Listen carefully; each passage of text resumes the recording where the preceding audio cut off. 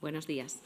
Lo primero, queremos agradecer al Senado y a las senadoras y senadores aquí presentes por cedernos esta sala para la presentación del 14º informe El estado de la pobreza, pobreza y territorio, comunidades autónomas y Europa. Gracias también al resto de las personas que nos acompañan en la sala y a las que nos están siguiendo a través de streaming. La European Anti-Poverty Network es una plataforma europea de entidades sociales que trabajan y luchan contra la pobreza y la exclusión social en los países miembros de la Unión Europea. La EAPN busca permitir que aquellas personas que sufren la pobreza y la exclusión social puedan ejercer sus derechos y deberes, así como romper con su aislamiento y situación, y tiene como objetivo principal situar ambas cuestiones en el centro de los debates políticos de la Unión Europea. En España, la Red Europea de Lucha contra la Pobreza y Exclusión Social en el Estado español, EAPN España, es una organización horizontal, plural e independiente que trabaja para trasladar este objetivo a la realidad española y por incidir en las políticas públicas tanto a nivel europeo como estatal, autonómico y local.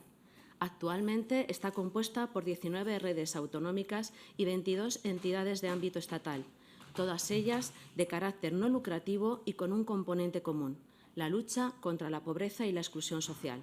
En total, EAPN España engloba a más de 8.000 entidades sociales de todo el Estado español. En este 2024 es un año especial, además, para todas nosotras, porque celebramos el 20 aniversario de la refundación de la red. Estamos de cumpleaños. Como decíamos, EAPN España tiene como misión la prevención y la lucha contra la pobreza, la exclusión social, las desigualdades y la discriminación, mediante el impulso de la igualdad de oportunidades y la promoción de la participación de todas las personas en el ejercicio de sus derechos y deberes. En este contexto, el informe El estado de la pobreza es una herramienta de investigación fundamental que nos permite establecer evidencias para evaluar las políticas públicas y proponer acciones eficaces y eficientes que contribuyan a reducir la pobreza y la exclusión social a lo largo de todo el territorio nacional. Con este objetivo, los datos del informe constituyen una base para la estrategia de incidencia política de APN y nos permiten trabajar para introducir cambios profundos en las políticas públicas que sitúen al país en la vanguardia de los estados con mejor nivel de bienestar, garantía de derechos y calidad de vida para su ciudadanía. Hoy presentamos la investigación que comprende los nuevos capítulos relativos a la situación en las comunidades y ciudades autónomas de nuestro país y se suma a los datos estatales del 14º informe El estado de la pobreza en España, seguimiento de los indicadores de la Agenda 2030, presentado en el Congreso de los Diputados el pasado 4 de junio. Para esta presentación, primero abordaremos el origen y los objetivos del informe y, a continuación, presentaremos los principales datos y conclusiones del informe, así como las propuestas elaboradas en materia de erradicación de la pobreza, la exclusión social y la desigualdad. Contamos para ello con la participación de Carlos Susia Rodado, el presidente de APN España y APN Europa, licenciado en Ciencias Políticas y Sociología, experto en evaluación, programación y supervisión de políticas de inclusión social. Lleva más de 20 años trabajando por la integración de las personas en situación de exclusión. Actualmente es presidente de la Red Europea de Lucha contra la Pobreza en el Estado español y vicepresidente de Derechos Sociales, Transición Justa e Internacional de la Plataforma del Tercer Sector de España. En el ámbito europeo, desde 2001 es el miembro español del Comité Ejecutivo EXCO de APN Europa y el 23 de septiembre de este año fue reelegido presidente de la Red Europea, empezando así su tercer mandato consecutivo en el cargo. Nos acompaña también Juan Carlos Llano Ortiz, responsable de investigación de APN España, sociólogo, responsable del área de investigación de APN España, responsable del diseño y la ejecución de diversos trabajos de investigación sobre pobreza, exclusión y desigualdad en el ámbito nacional, entre ellos este informe del estado de la pobreza en España. Ha ejercido como asesor político en materia de exclusión social y como profesor titular de las asignaturas de investigación de mercados e introducción al marketing impartidas en la Escuela Superior de Marketing de Albacete. Juan Carlos Llano es un referente en la investigación sobre la pobreza y la exclusión social en nuestro país. Tanto en EAP en España como en nuestra red territorial de Castilla-La Mancha, donde comenzó a colaborar, hemos tenido la inmensa fortuna de contar con sus conocimientos, su experiencia, su dedicación y, sobre todo, su enorme compromiso en la lucha contra la pobreza y en la defensa de los derechos humanos. Este año se jubila, tras 2 décadas con nosotros, y nos deja una de las aportaciones más importantes con la que hemos contado en la entidad, el informe. Es, sin duda, uno de los trabajos más relevantes en esta materia que ha servido a las instituciones de este país para elaborar políticas que dignifiquen la vida de los millones de personas que se encuentran en la situación más vulnerable. Desde EAP en España no podemos estar más agradecidos y te deseamos que seas muy feliz en tu nueva etapa de vida. Muchas gracias, Juan Carlos.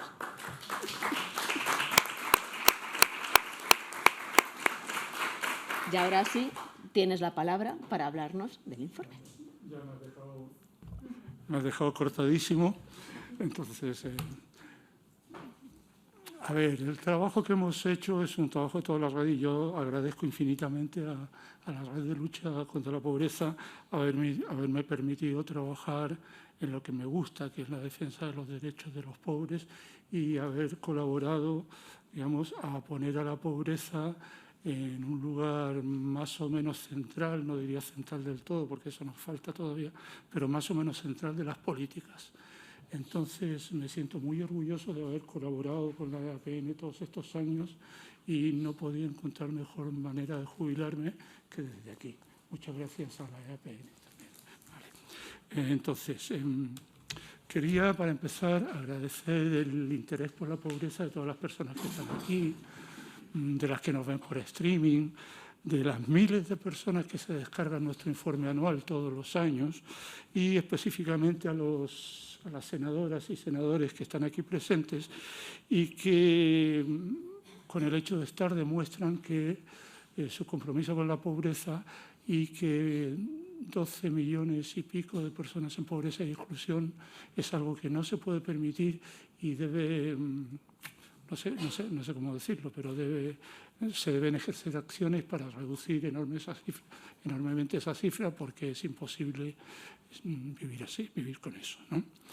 Entonces, entrando en harina, como sabéis, hay muchas razones por las cuales la pobreza, que contribuyen, digamos, a organizar la pobreza desde un punto de vista territorial, ¿vale? La pobreza se expresa territorialmente y ningún informe sobre pobreza debería dejar de lado el aspecto territorial. Entonces, desde el principio, desde que hicimos el primer informe, incluimos un capítulo sobre la pobreza en los territorios. Se ha ido alargando.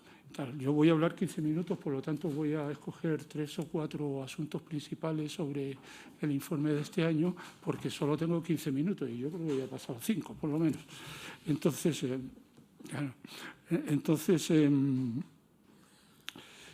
lo que quiero decir es que el informe normalmente se presenta unido, pero este año la parte de comunidades autónomas tiene unas 700 páginas. Hay que ser valiente para leerlo. Claro. Entonces, hemos decidido presentarlo aparte, como un proyecto independiente en el entendido que ambos forman una unidad de trabajo. ¿Vale? Comienzo. Lo primero... ¿Dónde voy? Aquí. Sí. Lo primero es decir que existe una gran asimetría territorial. Hay un grupo de comunidades que les va muy bien con indicadores, con todos los indicadores de nivel europeo, todos por debajo de la media europea, que son los del norte, y una parte sur española, una parte sur de España, con indicadores muy altos, muy elevados. Ahí ese gráfico ha tenido mucho éxito desde que lo pusimos hace algunos años, porque expresa muy bien otra de las divisiones de España, ¿vale? Entonces, pues eso, la parte norte tiene datos muy buenos y la parte sur muy malos. Lo dejamos así porque tengo que ir rápido, claro. Entonces, por otra parte, hay importantes diferencias entre comunidades autónomas, no solo entre los grupos de comunidades, sino entre comunidades autónomas, ¿no? Si comparamos la región que tiene datos más elevados con la más baja. Aquí tengo que leer la chuleta porque no me acuerdo. El AROPE multiplica por 2,5 la que está mejor, o sea, la que está peor, a la que está peor, la tasa AROPE, ¿vale? Una cosa importante que tiene que ver con el informe, que me di cuenta esta mañana, es que ya no tengo que explicar lo que significa el AROPE, ¿no? Claro, los primeros años teníamos que dedicar un montón de tiempo a explicar qué significaba el AROPE. Y desde hace unos 2 o 3 años ya no lo explicamos. Y eso yo creo que es un éxito nuestro de la EAPN, de haber conseguido que el AROPE se transmitiera a todas las personas, a los grupos de decisión también, y eso, ¿no? Eso me acabo de acordar, perdón. El AROPE decía que la tasa más alta, no voy a decir cuáles son porque ya estarán en los informes regionales y lo veis vosotros, ¿no? Multiplica por 2,5 la que tiene mejor tasa. En pobreza multiplica por 3, la más alta a la más baja. En privación material severa multiplica por 2, ¿vale? Y en BID multiplica por 3. Entonces las diferencias son enormes. La pregunta es, ¿se puede permitir un país tal clase de desigualdad territorial tan grande? La respuesta no es mía, claro, ¿no? Entonces, además, quiero decir que el AROPE se ha incrementado en 10 comunidades y ha bajado en 7 este año, con respecto al año pasado, ¿vale? La tasa de pobreza se ha incrementado en 8 y se ha reducido en 9. La privación material severa se ha incrementado en 14 y se ha reducido solo en 3. La privación material severa arrasa con todo, lo vamos a ver ahora, ¿vale? La tasa BID se ha aumentado en 7 y se ha reducido en 9. Y la pobreza severa, que es un factor muy importante, pero que no es parte del AROPE, ¿vale? Multiplica por 3 a la más baja y se ha incrementado en 8 y se ha reducido en 9. Además, debería decir que estos datos son de este año, pero la relación es estructural, se mantiene todos los años. Entonces voy a poner solo un ejemplo, porque si no, no llego, claro. El ejemplo es la tasa AROPE conjunta, ¿vale? Esa es una evolución de todos los años. La de abajo, la de más abajo en azul, es la tasa de AROPE de la parte norte, la mejor. Veis que es muy baja, hay una línea punteadita justo por encima, que es la media europea de todos los años. Entonces veis que la tasa media de toda la parte norte es más baja que la media europea para todos los años. Solo llega a ser igual en 2020 y 2021, que como sabéis son años muy críticos, ¿no? Pero todo el resto del tiempo está por debajo. Luego, el otro punteado intermedio que hay del centro es la tasa nacional, ¿vale? Que es del AROPE, que es del 26,5 este año, y la de arriba es la tasa AROPE de la parte de las comunidades del sur, que como veis es muchísimo más elevada. En este año la media hay una diferencia de 20,8 a 33,8 de 13 puntos porcentuales. Eso es muchísimo, claro, ¿vale?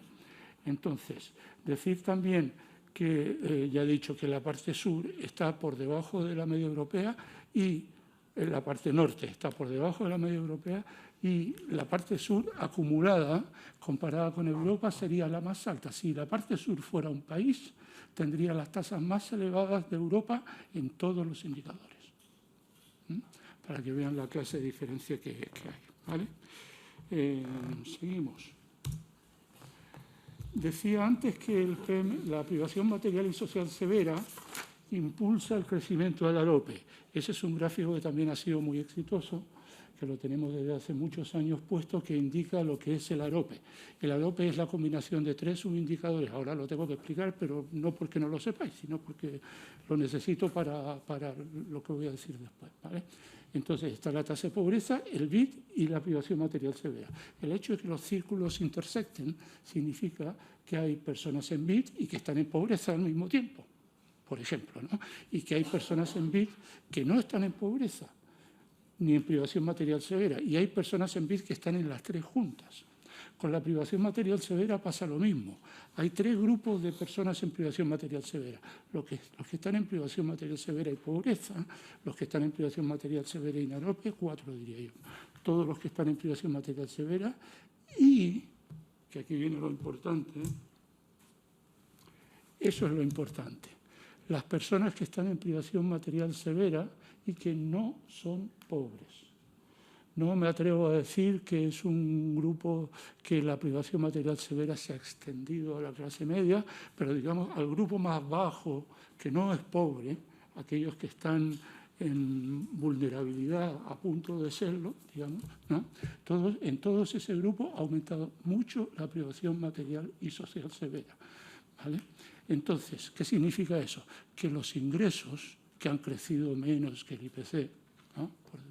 Eso lo sabe todo el mundo, no necesito buscar una tasa, no son suficientes para compensar la inmensa alta del coste de la vida, que por otra parte viene desde el año 2021, ya sabéis, son efectos de la guerra y todas esas cosas. O sea, la mayoría de la inflación viene de componentes externos, ¿no? Y entonces, eso es importante. La mitad de las personas que están en privación material severa no son pobres. Y eso significa unos 2 millones de personas, más o menos, creo. Un 5%, un 4,5%. Es decir, sí, 2 millones de personas más o menos, ¿no? Vale. Decir también, ya lo dije, que se incrementa en 14 de las 17 comunidades, ¿vale? Otra cuestión importante es la desigualdad. Desigualdad, entre otras cosas, porque hay muchas. Tengo personas que me ayudan. La desigualdad tiene que ver con la cohesión social. Es uno de los factores que influyen en la cohesión social, no el único, pero es uno de ellos. Entonces, ahí están los dos principales indicadores de desigualdad desde el año 2008 en adelante, ¿vale? Desde antes incluso, pero está en otra curva separada, ¿no? Y vemos que la desigualdad está en valores mínimos desde el 2008. Eso es bueno, ¿vale? Eso significa que se ha redistribuido algo mejor de lo que se hizo en los momentos de más crisis, cuando subió mucho, ¿vale? Ahora mismo la relación 80-20, que sabes, es 5,5. Eso significa que el 20% más rico gana 5,5 veces más que el 20% más pobre de la población. Entonces, ese es el indicador más bajo que hay hasta en todos estos años. El año pasado era 5,6, que también estaba igual que el 2008. O sea que ya llevamos 2 años con... no son buenos, porque nunca son buenos. Lo bueno sería 0 o un valor mucho más bajo, pero digamos que son los mejores que tenemos en todo el periodo. Y lo mismo pasa con el índice de Gini, que es un mejor indicador que el S80-20, pero se interpreta peor, es más difícil de interpretar. Es mejor porque incluye a toda la curva de distribución de la renta. El otro indicador coge los extremos, lo mejor con lo peor, y este lo afecta a todos. Y también es el mejor de los que hay, ¿vale? Entonces, no sigo más por ahí. ¿Me queda todavía algo de tiempo? ¿Sí? Vale. Tengo miedo, porque me da por charlar. El PIB no es suficiente para reducir la pobreza. Esto es algo en lo que venimos insistiendo desde hace muchos años. El crecimiento económico es necesario, no decimos que no lo sea. Es importante porque hay gente que se cree que decimos que no es necesario. No. Es importante crecer. Para distribuir hay que tener algo que distribuir, hay que crecer económicamente, pero no es suficiente. Y entonces os voy a poner un par de ejemplos en el caso que no lo es. Por ejemplo, desde 2015 el PIB aumentó mucho, no poco, aumentó mucho en todas las regiones, ¿vale? Sin embargo, la pobreza se redujo solo en 10 de ellas. Es decir, hay 17 regiones más 2 ciudades autónomas en las cuales crecer no sirvió, o digamos no fue suficiente para reducir la tasa de pobreza. Eso por una parte. Y esta otra es un poco más técnica, pero ahí están. Ese gráfico representa en la parte horizontal el avance del PIB, son datos del 2022, que son los últimos. No se puede hacer con los datos del 2023 porque de las rentas son los últimos, y en vertical está la tasa de pobreza, ¿vale? Entonces, esa línea punteada, que sigue así, representa la media, la tendencia. Entonces, como vemos, la tendencia a medida que aumenta el PIB se reduce, es decir, la parte vertical baja mientras la horizontal crece. Cuando aumenta el PIB, la pobreza se reduce en términos generales que es lo que estábamos diciendo antes. Pero no es suficiente en muchos casos. Pongo, por ejemplo, si veis, Cantabria, Galicia y Asturias, que están en una línea recta hacia arriba, debajo de los 26.000 euros, ¿vale? ¿Lo veis? ¿Sí? Son 3 regiones que tienen más o menos el mismo PIB, ¿vale? Sin embargo, tener el mismo PIB no significa que tengan la misma tasa de pobreza, porque hay una diferencia de casi 6 puntos. Lo que pasa es que no se ve bien porque es pequeño el gráfico y no es muy bien, pero hay casi 6 puntos, 5 y pico, entre Cantabria y Asturias. Y esa es mucha diferencia para tener el mismo PIB. Eso significa que, digamos, en algunas partes hay otras cosas que hacen que lo reduzcan. Yo no voy a entrar en qué cosas son. Yo sí sé cuáles son, pero no quiero entrar en ello porque no me corresponde. Tiene que ver mucho con la política y eso, ¿no? Pero sí decir que hay otras cosas que importan. Y al revés, por el lado contrario, si veis, Cantabria, Aragón, Cataluña y la Comunidad de Madrid tienen la misma tasa de pobreza, ¿vale? La misma, 15%. Más o menos, hay décimas arriba, décimas abajo, ¿vale? Pero resulta que hay una gran diferencia del PIB, y el PIB entre Cantabria y Madrid son 26 a 38, son 12.000 euros per cápita de diferencia. Y sin embargo, eso no le ha servido a la comunidad, bueno, tengo que decirlo porque no puedo hacer otra cosa, de Madrid y de Cataluña, para reducir su tasa de pobreza. ¿Vale? Un PIB mucho más alto. Entonces, quedamos en que el PIB es necesario, pero no es suficiente. Hace falta repartir mejor. Punto. Ahí lo dejo. ¿Vale? Seguimos. La siguiente. Las transferencias mejoran la calidad de vida de toda la población. Esto es importante, es una idea que ya llevamos 2 años insistiendo en ella, ¿no? A ver, me voy a la chuleta a ver cómo empieza esto. Vale. Empieza así. Vale. La de abajo... La línea roja de abajo es la tasa de pobreza normal, la de toda la vida, la que utilizamos para 5 minutos. Creo que llego. Vamos a ver, porque esto es lo más importante de lo que tengo que explicar. La de abajo es la tasa de pobreza de toda la vida. La del centro es si le quitáramos a la gente las transferencias y solo le dejáramos a las personas las pensiones. ¿Vale? Si le quitamos las transferencias que hace el Estado, nota, el Estado en su conjunto, todas las administraciones del Estado, la administración local, la autonómica y la regional, no podemos hacer diferencias porque el INE no las hace. No podemos, nos gustaría poder diferenciar entre ellas, pero no lo hace. Igual es mejor, así los culpamos a todos, ¿no? Claro. O les damos las gracias a todos también, ¿no? Entonces, eso hace que, tengo los datos de este último año nada más para no liar mucho el gráfico, ¿no? Pero es 6 puntos más alta. Entonces, eso significa que las transferencias reducen la pobreza en 6 puntos. Y 6 puntos son 3 millones de personas en toda España. Entonces, es mucho, ¿vale? Y las pensiones, que hay mucho debate sobre las pensiones estos días, si consideramos las pensiones, la tasa de pobreza, si quitamos también las pensiones de lo que transmite el Estado, parte de las pensiones las pagamos nosotros, otros años de cotización, pero muy poca.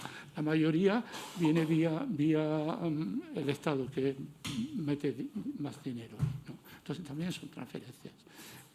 Sube un 22% más. Entonces, en total, la tasa de pobreza sin ninguna transferencia sería casi de la mitad de la población española, un 42%. Sería brutal, ¿vale? Entonces, sin Estado tendríamos un problema enorme. Luego, si vemos, si restamos entre la de arriba y la del centro, 26 a 42, ¿qué nos queda? Lo que reduce la pobreza, solo las pensiones, ¿sí? Y esto tiene mucho que ver con el debate que hay ahora de qué pensiones más, qué IPC de pensiones, qué no pensiones, que no sé qué, todo ese debate que ha circulado estos últimos meses, ¿no? Entonces, solo las pensiones reducen del 26 al 36 al 42, 16 puntos la tasa de pobreza, ¿vale? Otra cosa, no me acuerdo que está en orden, por lo tanto lo voy a mirar primero. Perdón, tengo que irme atrás. Quería decir, porque no tengo el gráfico, que esto se distribuye diferencialmente entre las comunidades autónomas. El porcentaje varía en todas las comunidades autónomas, varía mucho. Y las transferencias, sin tener en cuenta las pensiones, varían más en las zonas ricas que en las pobres. ¿Vale? O sea, vemos que en las que el porcentaje de descenso es mayor es en las zonas más ricas. Eso se ha estudiado de otra manera. Se ha estudiado de la manera en que dicen que las transferencias van más a la gente rica que a la pobre. Van más en términos absolutos, pero no en porcentaje. Porque en porcentaje, por ejemplo, yo qué sé, en Andalucía se podría reducir mucho, ¿no? Pero a lo mejor entre una persona pobre, por ejemplo, se podría reducir la pobreza por las transferencias mucho, pero en porcentajes el dinero que le llega para eso es muy poco. Sin embargo, las transferencias entre la gente que más dinero tiene porcentualmente es más baja, ¿no? Pero en términos absolutos, en cantidad de billetes de dinero, es mucho más elevada, ¿vale? Y el último gráfico que quería dar es este que viene aquí, que querría decir que las pensiones no son cosa de viejos. Es decir, las personas mejoran la situación de toda la población. Hemos calculado el porcentaje de reducción de la pobreza entre personas entre 0 y 65 años. ¿Vale? Y en toda España se reduce en el 5,4%. Es decir, no sé cuántos, pero son como 2 millones de personas, pero no me acuerdo porque lo vi, pero se me olvidó, sobre 2 millones de personas, 2 millones y pico, de personas jóvenes, menores de 65, que no son pobres, no por su trabajo, sino por el de los mayores, por las pensiones de los mayores. ¿Vale? Entonces, el tema de las pensiones es para todos, ¿no? Es un problema de toda la población, no solo de los viejos. ¿Vale? También he puesto ahí el gráfico que es diferencial en las comunidades autónomas y hay diferentes tasas y tal. Y con eso acabo. Muchísimas gracias por escucharme y decir que este trabajo lo hemos hecho a medidas entre Alejandro y yo. Me toca a mí poner la cara ahora, pero es trabajo común y eso, lo que dije antes, nos sentimos muy orgullosos de eso. Muchas gracias. He cumplido, ¿no? Cumplido. Gracias, Juan Carlos. Pasamos ahora la palabra a Carlos. 14 años ha costado que cumpla con el horario. Y lo hace el último año a un mes de jubilarse. Para matarlo. Gracias, Juan Carlos, no solamente por la presentación, que ha estado muy clara, ha estado muy bien, sino por todo el trabajo que has venido haciendo a lo largo de estos años. Como se ha apuntado antes, y muchas cosas ya las ha comentado Juan Carlos, voy a entrar en elementos más de acción de la propia red en esta presentación de este informe. Vemos que algunos elementos se mantienen de manera estructural. Muchas veces cuando decimos vamos a presentar el informe, decimos ¿y cómo lo presentamos este año? Si tampoco hemos visto que se cambien muchas cosas, porque si hay algo pertinaz en el informe es esa división norte-sur en España, la división entre grupos de edad, etcétera, ¿no? Entre hoy, yo creo que ya alguna comunidad autónoma está en estos momentos presentando alguna red territorial, y el viernes prácticamente se van a presentar todos los informes territoriales, ¿no? en España. Decir y hacer la salvedad que por primera vez no lo ha hecho Juan Carlos, aunque ya lo hizo con la presentación del 4 de junio, todos los informes están basados en la encuesta de condiciones de vida, pero hay dos informes que son Ceuta y Melilla, que nosotros los presentamos con mucha prudencia, en el sentido de que se tengan en cuenta que sean orientativos y sobre todo se vea la evolución, porque hay algunos cambios muy drásticos de un año y otro, y eso tiene que ver con la base muestral. Por lo tanto, una de las cosas que seguimos pidiendo es que, pese a la gran mejora que se ha producido en la base de la encuesta de condiciones de vida, es que esta siga aumentando, sobre todo en algunas regiones uniprovinciales y concretamente en Ceuta y Melilla, porque eso nos daría una mayor fiabilidad a la hora de los análisis una vez desagregados o desagregado por grupos de edad, por sexo, etcétera, ¿no? Les pido disculpas por mi tono de voz. Estamos así de separados no porque nos odiemos, sino porque yo estoy en unas condiciones un poco delicadas, ¿no? en estos momentos, ¿no? Y para proteger a mis compañeros, ¿no? No voy a entrar mucho en las diferencias que ya ha marcado Juan Carlos a lo largo de lo que son las diferencias en los territorios. Lo que sí vemos es que las transferencias nacionales se vuelven a marcar como unas transferencias muy importantes. Vemos que una de las cosas que ha planteado, que ha constatado Juan Carlos, es cómo la privación material y social severa, que ahora se llama así, ¿no? Pero que si separamos, antes era privación material, ¿no? Y en la última reforma a partir de 2015 para hacer el seguimiento de los objetivos de desarrollo sostenible, desarrollo sostenible, se metió también la parte social. Vemos que la subida que se produce, el empoderamiento que se produce de los datos, tiene que ver precisamente con este indicador. Mejoran algo de la pobreza relativa y mejora algo de la baja intensidad en el empleo. Este indicador lo que nos viene a decir es que la subida también que se ha dado de los ingresos familiares con carácter general no ha sido capaz de absorber la fuerte subida, sino que se ha quedado por debajo la fuerte subida de los precios y el coste de la energía. Y esto genera automáticamente que la población que peor está, digamos, que tenga más dificultades para asumir la realidad diaria. Y como apuntaba Juan Carlos, también vemos cómo ese otro núcleo de personas que no están en pobreza empiezan a tener unos serios problemas sin estar formalmente en pobreza, viven en una situación empobrecida, ¿no? Este indicador nos da elementos que tienen que ver, muchos de ellos, como por ejemplo el poder mantener el hogar a una temperatura adecuada y lo que son los suministros del propio hogar. En estos momentos sí que se hace una referencia clara, ya lo dijimos en el mes de junio, y creemos que se da en todas las comunidades autónomas, pero en estos momentos es un problema ya a nivel europeo. Yo diría que casi mucho más allá del nivel europeo, en todo el mundo occidental. Hay una crisis del ámbito de la vivienda, y en estos momentos el tema de la vivienda se está convirtiendo, ¿no?, en uno de los elementos generadores de situaciones de empobrecimiento, por un lado de pobreza, y si no de vivir como si estuvieses en pobreza prácticamente. Es decir, nominalmente no estás en pobreza, pero verdaderamente tu situación te hace vivir una situación de pobreza. Y esto es algo que tenemos que tener en cuenta y que nos sale a lo largo de todo el informe, y también se va viendo en las distintas comunidades autónomas, ¿no? Decir que la calidad de vida, como os ha comentado antes, pese que ha mejorado, como acabo de decir, desde el 2015 hasta ahora, hay que tener en cuenta que los datos que ahora el anclaje referencial es el 2015. Y con esto tenemos que tener un poquito de prudencia, porque el 2015 fue el año que peor estuvimos, ¿no? Y no es que lo hayan hecho aposta para hacer la referencia, es que es el anclaje que se toma para los objetivos de desarrollo sostenible, la Agenda 2030, ¿no? Pero nosotros, en la medida que es posible, también seguimos tomando datos referenciando hasta el 2008, porque verdaderamente ahí es donde empieza toda esta concadenación de crisis y situaciones que hemos ido viviendo a lo largo de los últimos años.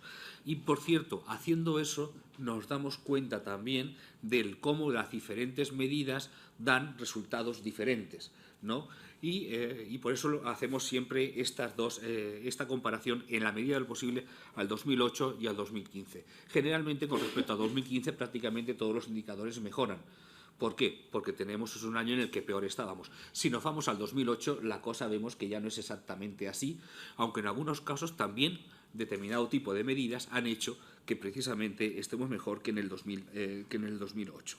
A pesar de la mejora registrada, ya digo, desde el 2015, para 10 de las 17 comunidades autónomas, la calidad de vida es aún inferior a la que mantenía en la gran recesión del 15 en 15 de las 17 regiones. Es decir, aún con esas mejoras estamos peor que estábamos en 15 de esas 17 regiones. Del componente arrope por las regiones no quiero hacer ya ningún tipo de referencia, porque lo ha dicho Juan Carlos. La importancia, y es uno de los elementos más importantes que queremos destacar, y lo ha sido lo último que nos ha comentado Juan Carlos, y para nosotros es especialmente importante, el tema de las pensiones. Además, nos preocupa mucho la dicotomía que se está planteando entre debates sobre las pensiones y los problemas de acceso a la vivienda, no sé qué, de la población joven. Eso es un debate perverso e injusto. E injusto para los jóvenes e injusto para los mayores.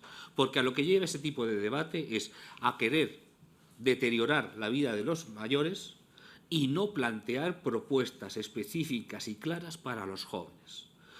Los jóvenes tienen una gran dificultad para acceder a la vivienda, porque la vivienda es verdad que está cara y tenemos que actuar sobre los precios de la vivienda. Llevamos muchos años sin producir, sin crear vivienda nueva, sin crear vivienda de protección oficial, sin tener vivienda a disposición de los jóvenes.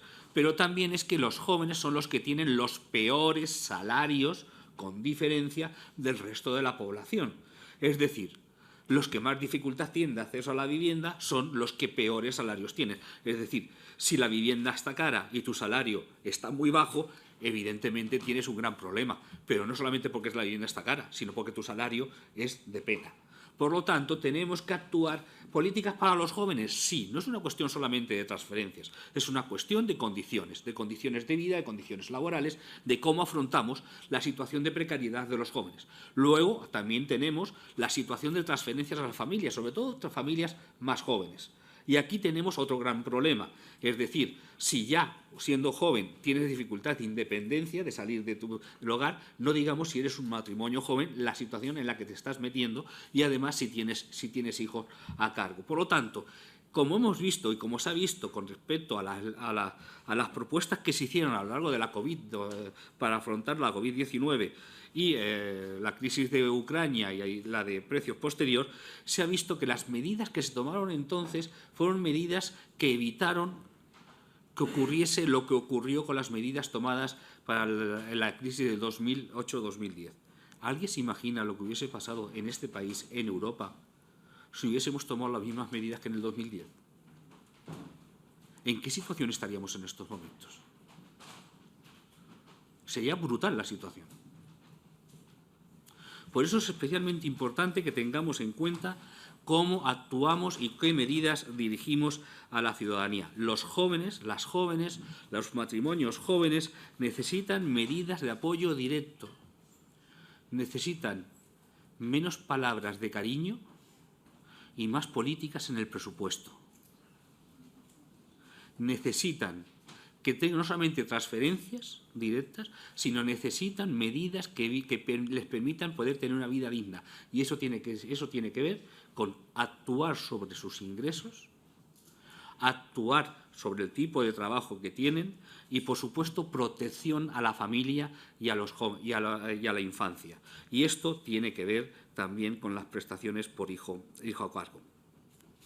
También, cuando hablamos de todo este proceso y decimos que no ha sido lo mismo en 2010 que en 2000, las respuestas que se han dado en la crisis de la COVID-19 y posteriores, también hay un elemento que lo certifica. Porque es verdad que no estamos bien en el ámbito de pobreza y exclusión social y estamos muy lejos de estar bien. Pero hay elementos que nos dicen que, bueno, que algo, si se actúa de una manera decidida, se pueden ir cumpliendo objetivos. Como ha hecho referencia Juan Carlos, aunque creo que no lo ha llegado a decir, por ejemplo, en el indicador de baja intensidad en el empleo y en tema de pobreza severa, en estos momentos estamos en los niveles medios que nos exige el cumplimiento de la Agenda 2030.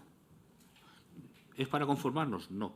Pero por lo menos estamos cumpliendo con la agenda, pero es que en los otros indicadores no lo estamos cumpliendo. Por lo tanto, vemos que si se hacen medidas específicas y se actúa contra ello, se puede conseguir.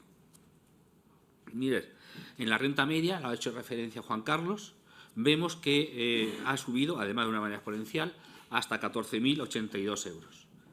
Si quitamos el efecto de la inflación y demás, esto se queda en 10.866 euros.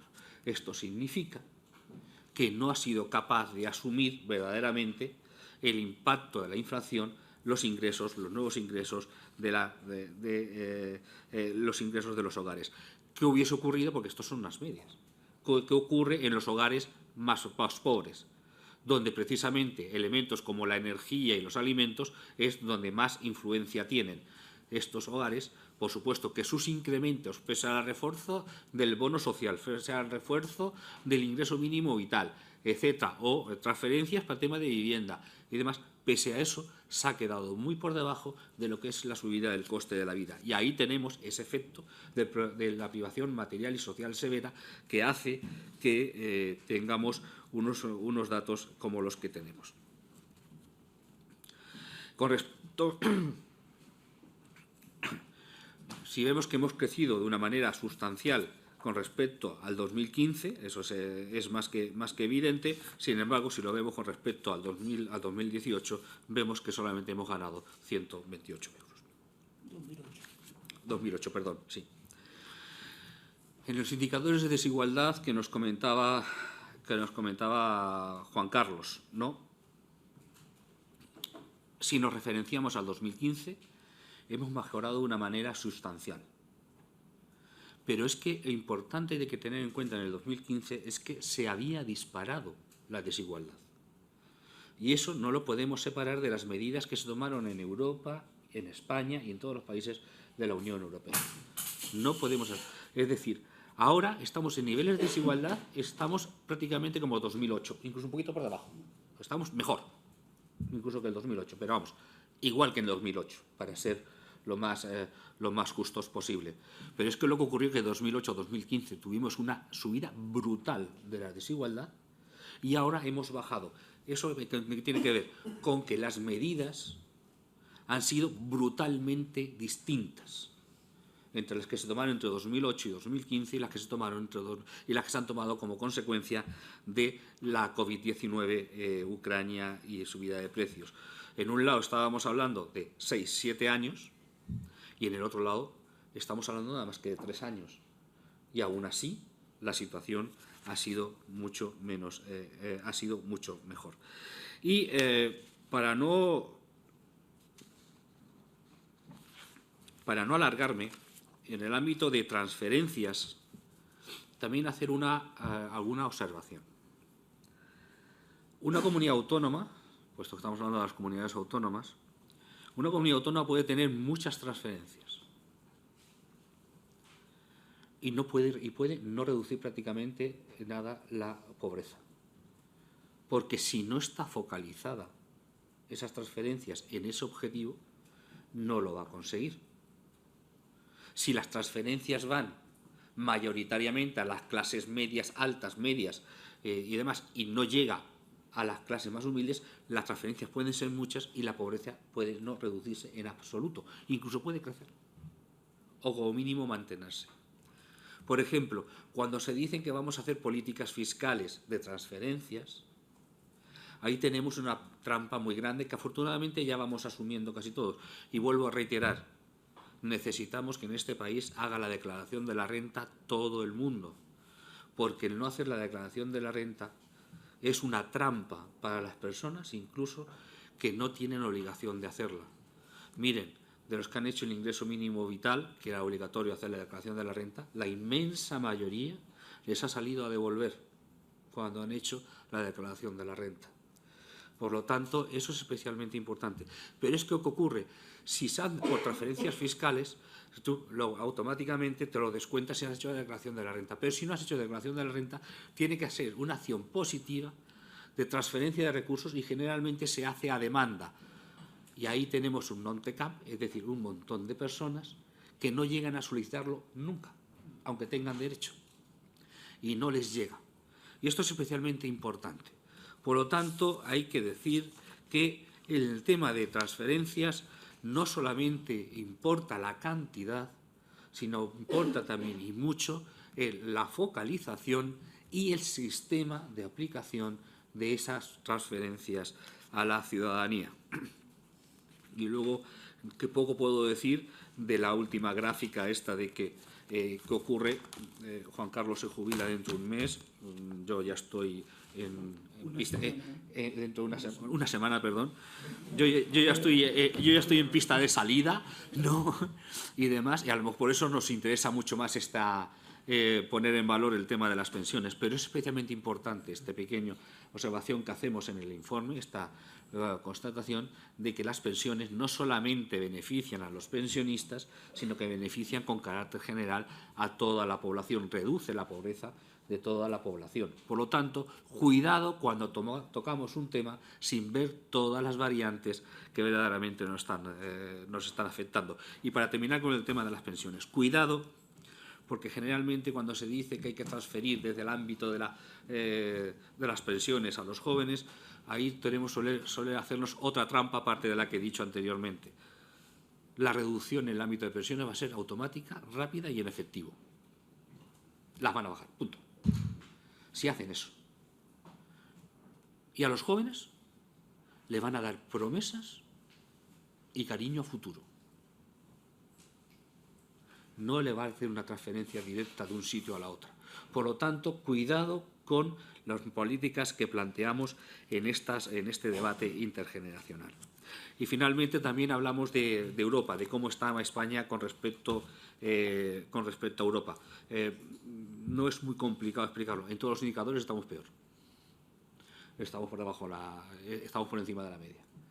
Por lo tanto, tampoco es necesario complicarnos mucho la asistencia. Pero cuando hablamos de transferencias, se vuelve a dar lo que también se da en nuestros territorios. Estamos viendo cómo las transferencias hacen que la pobreza se reduzca mucho más en países como Finlandia, como Alemania, como Francia, ¿no? Mucho más que en España, con esos elementos de transferencia, ¿no? Y demás. Es decir, son más potentes, más eficaces y más focalizadas. Esto hace que tengamos una mejor situación. Por lo tanto, y con esto ya me callo, y aparte de reiterar mi agradecimiento a Juan Carlos y a Elena por el papel que habéis venido desarrollando a lo largo de todo este estudio. Por lo tanto, tenemos que dejar claro, si el Producto Interior Bruto, si el mero crecimiento no reduce la pobreza, significa que necesitamos políticas que reduzcan la pobreza. La pobreza no es un tema de servicios sociales. La pobreza es un tema económico. Quien se ocupe de la riqueza también se debe de ocupar de que no haya pobreza. Porque lo que no puede ser es que alguien nos diga que no es competencia mía la erradicación de la pobreza y parece ser que sí es competencia la generación de pobreza, que es lo que muchas veces nos dice la Unión Europea, la Comisión Europea. No. La Comisión Europea tal vez no tenga competencias en la erradicación de la pobreza, pero tampoco debería tenerlas en generación de más pobreza.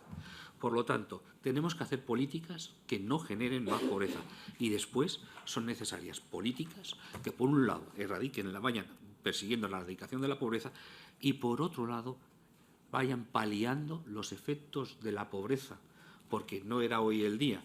En cada comunidad autónoma se estará viendo, se va a ver en cada informe, porque cuando hablamos de pobreza estamos hablando de mujeres, estamos hablando de niños, estamos hablando de personas con discapacidad, estamos hablando de mayores, estamos hablando de jóvenes, estamos hablando estamos hablando, por ejemplo, de la comunidad gitana, que es la que peor situación de pobreza vive en este país en su conjunto. Estamos hablando de población migrante, estamos hablando, en definitiva, ¿no?, de los ciudadanos, de nuestros vecinos, de las personas que vivimos en este país. Muchas gracias.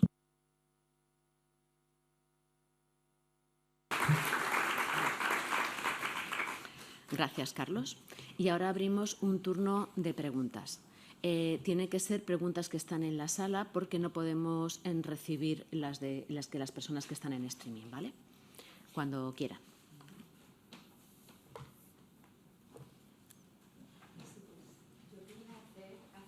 Por favor, dale al micrófono. Es que así te oyen. Sí, bueno, buenos días a todos y a todas.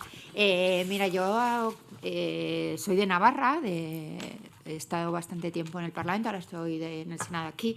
Creo que bueno, no sé si es conocida, las políticas de desigualdad o contra la desigualdad que tenemos en Navarra. Creo que somos una comunidad pionera en ese aspecto, llevamos muchísimos años desarrollando ese tipo de políticas, pero una cuestión que siempre nos surge a las personas que estamos en este ámbito es que en el informe AROPE que hacéis cada año, Navarra siempre sale como una de las comunidades en las que la tasa de pobreza más se incrementa, pese a que luego las tasas de cobertura de la renta garantizada, por ejemplo, de Navarra son un 70% y comparadas, por ejemplo, con Madrid, que es un 2%, pues llama mucho la atención. Entonces, mi pregunta es, ¿tiene que ver con el tamaño de la muestra o a qué creen ustedes que puede deberse? Disculpa, bueno, no sé si Juan Carlos quiere comentar alguna cosa. Aquí hay una cuestión importante. Vamos a ver, tomando, por ejemplo, el caso de Navarra, ¿no? Te puedes encontrar con que si tú aumentas el umbral de pobreza porque aumenta el nivel de renta de la ciudadanía, aumenta las personas que pueden estar por debajo. Por lo tanto, para que no te aumente la pobreza pese a mejorar, tienes que hacer políticas más dirigidas, más fuertes o complementar más esas transferencias a las personas que están en mayor situación de pobreza. En definitiva, cuanto más fuerte eres, cuanto más rico eres, más esfuerzo tienes que hacer para no tener personas en pobreza, ¿no? Porque si no, te puedes encontrar con que crezca, y además eso en el ámbito de la desigualdad se ve mucho. Puedes tener un Producto Interior Bruto disparado y tener unas tasas de pobreza que no consigues bajarlas prácticamente nada, ¿no? En ese aspecto. Es decir, se puede dar esa combinación y necesariamente, o sea, el tener unos buenos, comparativamente, unos buenos datos de pobreza con respecto a otras comunidades autónomas, que Navarra siempre los da, no significa que no haya que hacer un esfuerzo intenso precisamente para mejorar esos datos, y eso tiene que ver con no solamente ya con las transferencias, sino, por ejemplo, como hemos estado comentando antes, qué tipo de empleo tienen los jóvenes, y habría que ver también quiénes son las personas que están en Navarra. Eso imagino que lo hará la red en estos días, quiénes son las personas, los grupos de edad exactamente que más están en esa situación, y focalizar en esos grupos de edad, sectoriales, etarios, etcétera. ¿Vale?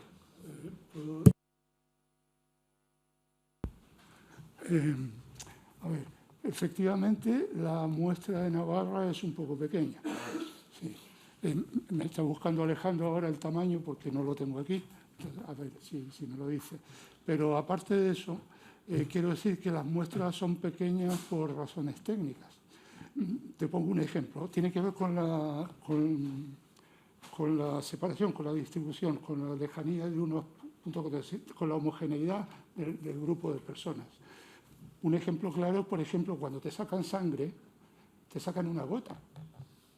Y esa es una muestra que sirve para toda la sangre del cuerpo. No te sacan la sangre que tienes en el meñique, por ejemplo, ¿no? Solo una. ¿Por qué? Porque la sangre es homogénea. ¿Tenéis? Tiene las mismas características en todo el cuerpo. Pues con las encuestas pasa lo mismo. El tamaño de la muestra depende de la homogeneidad de la población. ¿Lo entendéis? ¿Sí? ¿Vale? Entonces, no necesariamente una muestra pequeña signifique signifique más error. No necesariamente, porque depende de la homogeneidad. ¿La tenemos, Alex, o no? 1814 es la muestra de Navarra. Es un poco de personas, ¿vale? Es más pequeña que el resto, porque las otras son más de las más bajas, efectivamente. Pero hay que tener en cuenta la otra parte también. ¿No vas a hacer un alegato para que se incrementen las muestras? Sí, eso lo llevo haciendo desde siempre. Es que me faltaba.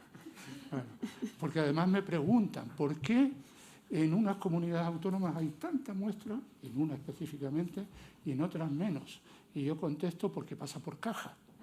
Claro, es verdad. Cataluña paga al INE para aumentar su muestra, para tener más nivel de conocimiento sobre la población.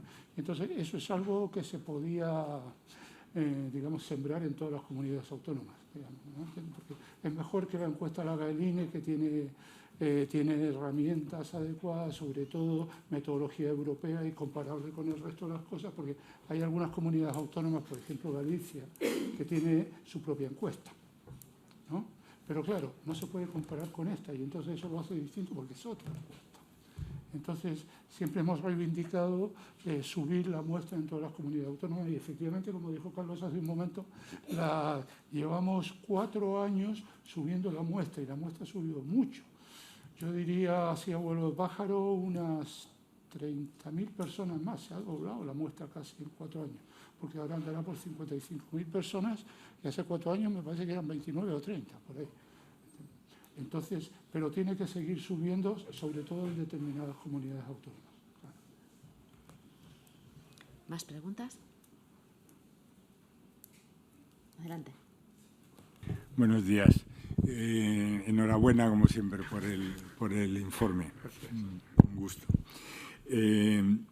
Quería recuperar algo que ha dicho Carlos Usías, que me ha gustado especialmente, lo de la pobreza no es una cuestión de servicios sociales, y subrayar esto, agradecer también que al final también se ha puesto apellidos. Dice, es el estado de la pobreza, pero hay pobres. ¿Y quiénes son los pobres?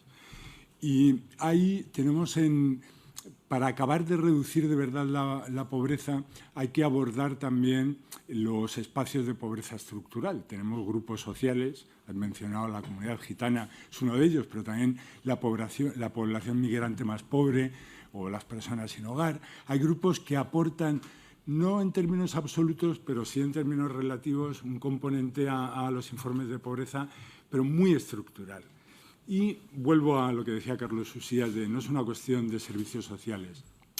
Ahora que el ingreso mínimo vital, por ejemplo, se ha puesto en marcha, estaba contemplado en la ley y tiene que ser una línea que hay que desarrollar, que es que se acompañe las prestaciones económicas de medidas de activación en terrenos como la educación o como el empleo, como la vivienda, que efectivamente no son de servicios sociales. Y si no, lo que hemos visto, sabéis que acabamos de lanzar un estudio sobre ingreso mínimo vital y población gitana, es que sirve para evitar las situaciones de mayor intensidad de la pobreza, pero ni siquiera para salir de la pobreza severa. Es decir, tenemos que acompañar las políticas de rentas con políticas sociales que combatan directamente la pobreza y aquella que es más estructural, ¿no? Totalmente de acuerdo, o sea, verdaderamente, por eso muchas veces hay momentos en cuando, sobre todo cuando se llega a comunidades autónomas, pero a nivel estatal, porque claro, determinadas cosas tienen que ser también a nivel estatal y deben de ser estrategias a nivel estatal, tienes que ver si cuando vas segmentando te vas dando cuenta de que tienes determinados tipos de focos, ¿no? Y no puedes tratarlos a todos por igual. O sea, muchas veces desde la red siempre hemos sido muy partidarios de las medidas generales, pero luego siempre decíamos, y luego medidas adaptadas, ¿no? Es decir, de esa medida general hay que sacar medidas adaptadas, específicas para determinado tipo de colectivos o de sectores o de territorios, ¿no? Porque muchas veces te vas a determinados barrios, ¿no? Donde hay un problema muy serio de pobreza y pueden estar conviviendo distintos grupos poblacionales y demás, ¿no? Y generalmente se suele hacer una especie de totum revolutum y tiramos para adelante. Y con eso hay que tener mucho cuidado. Verdaderamente tenemos que tener políticas generales, pero tenemos que focalizar y tenemos que segmentar. Y decir, ¿eso es complicado? Pues sí, pero vamos, se supone que para eso estamos, ¿no?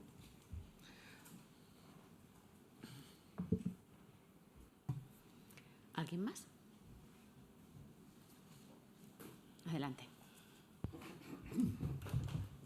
Hola, buenos días. Yo soy Luis Martín, pediatra de la Sociedad Española de Pediatría Social, y lo que es también agradecer a APN y en particular a Juan Carlos, ¿no? Porque los primeros informes, la infancia aparecía muy poco desglosada por grupos de edad, te acordarás, Juan Carlos, Y entonces eso pues ha sido un notable avance para aflorar la situación de la pobreza. Yo no hablo de pobreza infantil, hablo de pobreza en la infancia y adolescencia, porque es como periodo, como con una aproximación de ciclo vital. Entonces, yo quería hablar un poco porque, claro, aquí hablamos con un lenguaje que todos entendemos, pero los últimos días, si hemos estado atentos a las noticias que han ocurrido, ¿no?, pues ha ocurrido una serie de pequeñas noticias, ¿no?, pues que hay determinados líderes políticos que consideran los impuestos que el Estado nos roba, ¿no? Una de ellas, por ejemplo, que tiene que ver con las políticas fiscales. Otra de ellas es que en Madrid han disminuido en 1000 las camas en el sector público, las camas de hospitales en el sector público, que es una noticia que aparece en letra muy pequeña, pero eso es también. Y otro aspecto que entonces yo creo que tenemos que hacer partícipes a la población qué entendemos por transferencias, porque una persona que no está en el tema entiende lo que son las transferencias. ¿Me explico? Yo creo que no. Yo creo que no. Porque lo que están diciendo eso es que no quieren transferencias. ¿No? No quieren transferencias los que están diciendo eso, ¿no? Entonces, es un tema importante. Y hay un tema que en el sector sanitario también se ha planteado, tiene que ver con el tema de los presupuestos, ¿no? Y los presupuestos se hacen tanto para sanidad, tanto para tal. Vamos a poner los ejemplos, ¿no? Incluso hemos avanzado en infancia con los presupuestos basados en infancia y en derechos de la infancia, pero el problema es que no se le pone un carácter finalista. Esto pues era en plena, hace 3 años hubo una reunión en el Ministerio de Sanidad por la Fundación Ernest Lluch y se planteó por economistas de la salud que los presupuestos tienen que tener un criterio finalista, es decir, que se destinan para eso. Tú no puedes coger todo el dinero que tienes y luego dedicarlo a lo que tú quieras. Me estoy hablando porque quien aplica las políticas, todas las políticas que están ligadas a las transferencias son competencia de las comunidades autónomas, ¿no? ¿Alguna no? Entonces, eso es así. O sea, claro. Entonces, eso es una competencia de las comunidades autónomas. El Estado podrá dar más dinero, lo que sea. Y por eso es muy importante que si tiene un carácter, que el que se mantenga ese carácter capitalista. Finalista. Entonces, nada más que eso, y agradeceros de nuevo vuestro trabajo, que para nosotros yo siempre los comentaba la primera vez, que yo lo que quiero es que los pediatras sepan que la pobreza les está pasando por delante, ¿no? Y muchas veces no nos damos cuenta. Muchas gracias, ¿no? El problema no está solamente en el ámbito de las...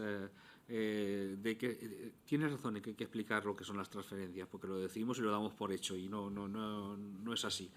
Pero antes de hablar de transferencias, permíteme también de otra cosa que últimamente también se cuestiona mucho, que es la justicia social, ¿no? Que últimamente se pone muy en cuestión.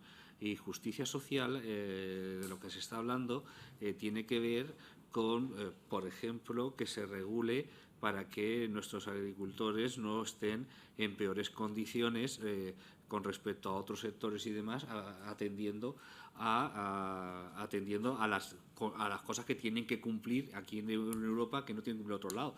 Es decir, eso es justicia social. Parece ser que la justicia social solamente le toca a las personas sin hogar o algo por el estilo, ¿no? Por ejemplo, los agricultores. Justicia social es cuando hacemos un proceso de reconversión industrial y demás, es dejar unas buenas pensiones a las personas que salen del sector minero, por ejemplo. Eso es justicia social. Justicia social tiene que ver con transferencias y con apoyo a los autónomos, sobre todo que se dieron durante la COVID-19, para evitar que fuesen a la quiebra. Eso también es justicia social. Justicia social tiene que ver también con el apoyo al sector del transporte, cuando se les ayuda para que no vayan a la quiebra. Con esto, todo eso es justicia social. Es que algunos piensan que la justicia social es una cosa que solamente tiene que ver con el vecino, ¿no? Y no, la justicia social nos llega a todas y todos de muchas maneras. Y ahora vamos al tema de transferencias. Todo esto son transferencias. Y luego tenemos transferencias cuando estamos hablando, por supuesto, las pensiones es más que evidente, ¿no?, que estamos hablando de transferencias. Lo que es el tema sanitario, dice la sanidad, no es transferencia, bueno, pues no es una transferencia directa, pues eso quiero decirte, porque eso es lo que evita que un quebranto de salud se convierta en una quiebra económica de la familia, ¿no? Y además, y precisamente uno de las transferencias, uno de los elementos más importantes para que el sistema sanitario nos salga más económico y que además no se produzcan mayores discriminaciones en el ámbito de la sanidad, es un buen sistema de atención primaria, ¿no? Sería el básico, sería lo más importante, es decir, la primera puerta de acceso. Con eso se pagan, y eso se paga con impuestos.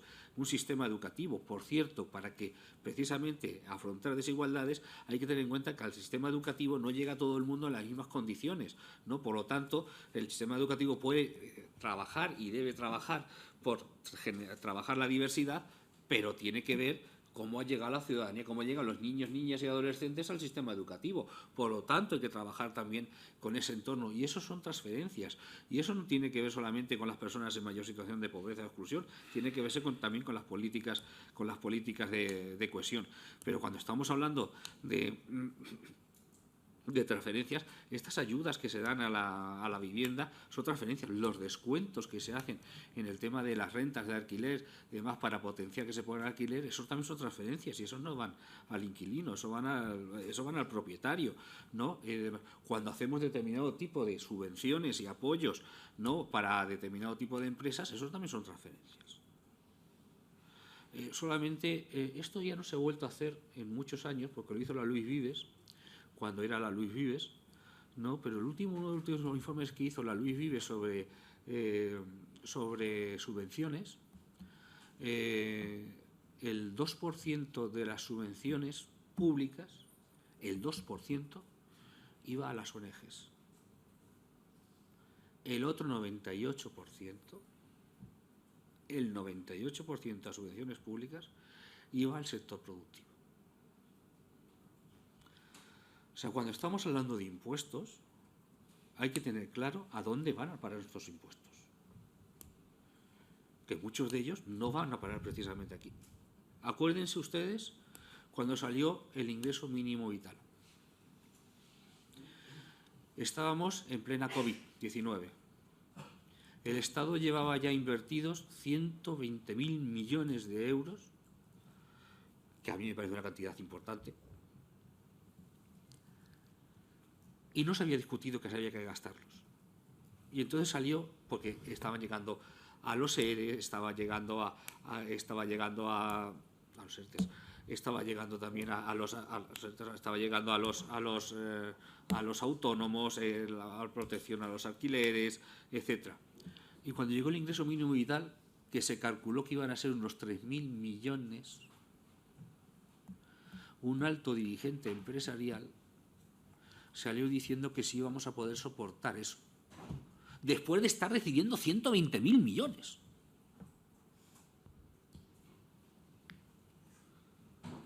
Que, por cierto, se puso el ingreso mínimo vital en marcha y de los 3.000 millones, nada, se quedó en 1.000 y pico y punto pelota. ¿No? Es decir, es importante que tengamos claro, tienes razón, tenemos que, y no lo apuntamos, tenemos que ser más claros cuando hablamos de transferencias, a lo que estamos dirigiendo, de lo que estamos hablando, cuando hablamos de justicia social, de qué estamos hablando, porque verdaderamente todo esto es importante. Muchas gracias. Nos da tiempo a un par de preguntas más, si las hay en la sala.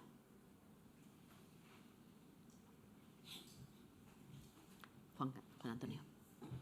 Sí, muchas gracias por la presentación del informe y saludar a Juan Carlos y, bueno, 14 años disfrutando de tu compañía y de este informe. Seguro que no nos vas a dejar en la jubilación. Yo me quedo con ese mensaje, primero la necesidad de incrementar la pedagogía a la ciudadanía sobre el concepto de transferencia y sobre otros. Uno se queda extrañado cuando lee determinadas encuestas que dicen que el 50% de la población desconoce que la sanidad se financia con impuestos. Bueno, esto evidentemente nos tiene que hacer ver la necesidad de incrementar nuestra función pedagógica hacia la ciudadanía. Y luego ese mensaje que decía Carlos y reiteraba Isidro, la pobreza y la exclusión social que venimos presentando los datos año tras año, evidentemente se aborda no solamente con los servicios sociales, se aborda con la política educativa, con la política sanitaria, con la política cultural, con la política económica, con la política fiscal. Y en los 14 años que venimos aportando datos, ¿cuántas reformas fiscales hemos abordado? ¿Cuántas reformas fiscales hemos abordado? Si no abordamos, evidentemente, una reforma fiscal que nos permita abordar no solamente los datos de productividad y los datos de crecimiento, sino los datos de desigualdad. El gran reto que tenemos en este momento como país es el de la desigualdad y el crecimiento de la desigualdad. Tenemos que abordar la desigualdad y no solo poner la mirada en el incremento o reducción de la productividad o del crecimiento. No se puede crecer en términos económicos en condiciones de exclusión social, en condiciones de crecimiento de la desigualdad y, por tanto, el abordaje de la desigualdad nos interesa al conjunto de la ciudadanía. Dicho eso, debería de ser motivo para que el conjunto de las comunidades autónomas tuvieran un plan, una estrategia autonómica de abordaje de la pobreza y la exclusión social. La pregunta es, ¿cuántas comunidades autónomas en este momento se han dotado de esa estrategia regional, autonómica, de lucha contra la pobreza y la exclusión social, no desde una perspectiva de los servicios sociales, sino de una perspectiva holística, global, que aborde también la política económica, la política educativa, la política sanitaria, el modelo de ciudad? ¿Cuántas comunidades autónomas se han dotado y cuántas no? Y la siguiente pregunta, del mandato que tenemos de Europa de destinar el 25% de los fondos estructurales, Fondo Social Europeo, FEDER, a la lucha contra la pobreza y la exclusión social, tenemos los datos de evaluación. Se ha destinado por el conjunto de las comunidades autónomas y por el conjunto del Estado ese 25%, 20% en el anterior periodo de programación a la lucha efectiva contra la pobreza y la exclusión social, incluyendo el FEDER. Y luego me quedo con una reflexión un poco malévola. Debo sentirme satisfecho cuando veo la encuesta de CIS que dice que la mayor preocupación que tienen los españoles y las españolas es la inmigración. Y cuando uno lee la encuesta que presentamos hoy, como evidentemente la población migrante en muchas de las comunidades autónomas duplica y triplica la tasa de pobreza y de exclusión social, uno concluye que debe de ser porque la población está preocupada por el crecimiento de la pobreza y la exclusión social en la población migrante. Muchas gracias. Gracias, Juan Antonio. Además, primero, sobre el tema del 25% de los fondos estructurales, estamos sistemáticamente pidiendo que se haga un seguimiento específico de ese 25%, porque en muchos casos, en el mejor de los casos, nos podemos encontrar con que se admita pulpo como animal de compañía, pero en otros casos simplemente ni siquiera pulpo, ¿no? Verdaderamente es importante hacer ese seguimiento. Aquí hay que decir que yo creo que que a nivel estatal es más transparente todo el proceso. A nivel autonómico sí es verdad que es necesario ver cómo se hace ese 25%, que en el Fondo Social Europeo tiene sus dificultades, pero bueno, pero en el FEDER verdaderamente estamos que yo creo que muy lejos de poder estar cumpliendo con ese objetivo tal cual lo estamos planteando. Y la última reflexión que hace sobre el tema de la población migrante, sí decir que, aunque lo has dicho con ironía, es decir que tenemos algunos sectores de la población inmigrante con unos niveles de pobreza totalmente disparados, pero estadísticamente no afectan prácticamente nada a los datos, porque es un porcentaje de población bajo, muy bajo. O sea, que nadie diga que hay pobreza porque hay inmigrantes. No, no es verdad. Ni que hay mucho. ¿No? Porque precisamente hay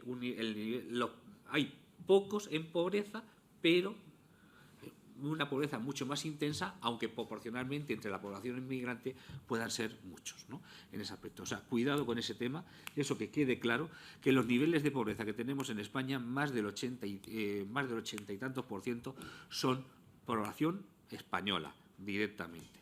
O sea, que eso que quede meridianamente claro. Y luego decir que cuando hablamos de las responsabilidades públicas, sí es verdad que muchas veces hablamos del Estado, pero hay determinadas políticas que son claramente de competencia autonómica. Por ejemplo, vivienda. Vivienda es una competencia autonómica. La inmensa mayoría, salió un informe el otro día donde se nos decía que prácticamente el 70% de los recursos que dedican las comunidades autónomas a vivienda es lo que le transfiere el Estado en el plan de vivienda. Si tienes la competencia, que me parece muy bien que la tengas y la reivindiques, ejércela. Y eso se ejerce también dotándola con recursos propios para cumplir con ese objetivo y con esa competencia que se supone que tienes.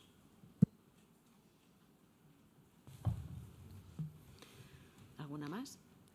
Pues nada, si no hay ninguna pregunta más, solamente nos queda agradecer a los senadores y a las senadoras y a las personas aquí presentes en la sala y al Senado, por supuesto, por dejarnos y cedernos esta increíble sala para hacer la presentación. Y también agradecer a Carlos y a Juan Carlos por su exposición y la presentación y las respuestas que han dado a las preguntas. Y comentaros que el equipo técnico de APN queda a disposición para cualquier persona que necesite ampliar información o resolver cualquier duda y les haremos llegar los informes. Gracias a todos, a todas y buen día.